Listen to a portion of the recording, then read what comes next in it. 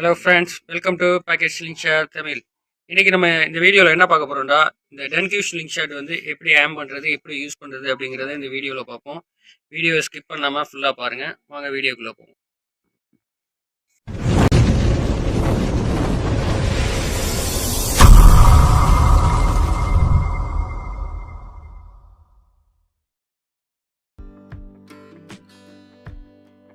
Friends, இந்த sling ஷாட்டை first எப்படி hold பண்ணுறது அப்படின்னு பார்ப்போம்.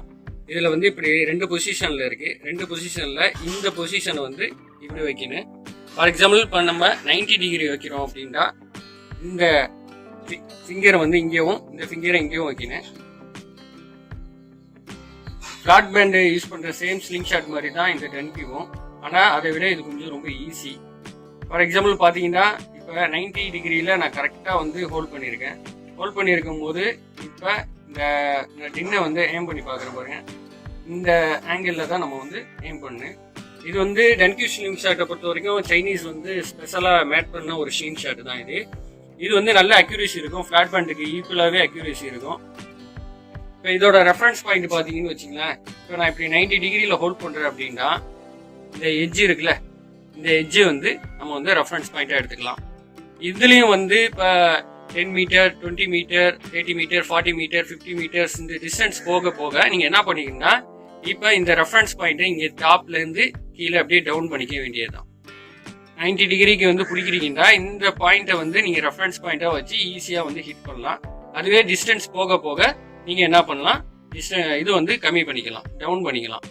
இதுவே வந்து ஒரு அப்பர் லெவலில் வந்து ஒரு டார்கெட் இருக்குது அப்படின்னு சொன்னால் உங்களோட ரெஃபரன்ஸ் பாயிண்ட் இந்த எட்ஜ் இருக்குல்ல, இந்த எட்ஜிலேருந்து நீங்கள் என்ன பண்ணுங்க, ரெஃபரன்ஸ் பாயிண்ட்டை எடுத்துங்க.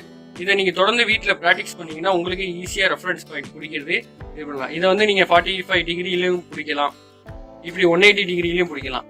ஆக்சுவலி 90 டிகிரி பிடிக்கிறது வந்து இதில் வந்து ரொம்ப கம்ஃபர்டபுளாக இருக்கும் இந்த ஸ்லிங் ஷாட்டை. இப்போ நான் இதில் டார்கெட் ஹிட் பண்ணி காட்டுறேன் பாருங்கள்.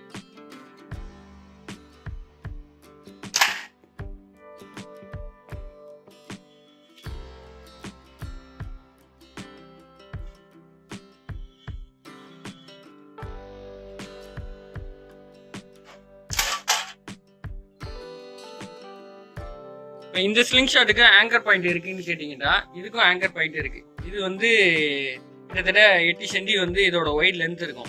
இப்போ 8 சென்டிக்கு என்ன ஆங்கர் பாயிண்ட் வருமோ அதே ஆங்கர் பாயிண்ட்ல தான் இதுவும் வைக்கணும். ஸோ அப்படியே ஃப்ளாட் பேண்ட் ஸ்லிங் ஷாட் எப்படி யூஸ் பண்ணுறீங்களோ அதே சேம் மெத்தட் தான். பட் அதே லுக் லைக் வந்து இதுவும் நல்லா இருக்கும். ஓகேவா? இந்த வீடியோ பிடிச்சிருந்தா லைக் பண்ணுங்க, ஷேர் பண்ணுங்க. இது மாதிரி தொடர்ந்து வீடியோ வேண்டாம் நம்ம சேனலை வந்து சப்ஸ்கிரைப் பண்ணுங்க. தேங்க்யூ ஃபார் வாட்சிங்.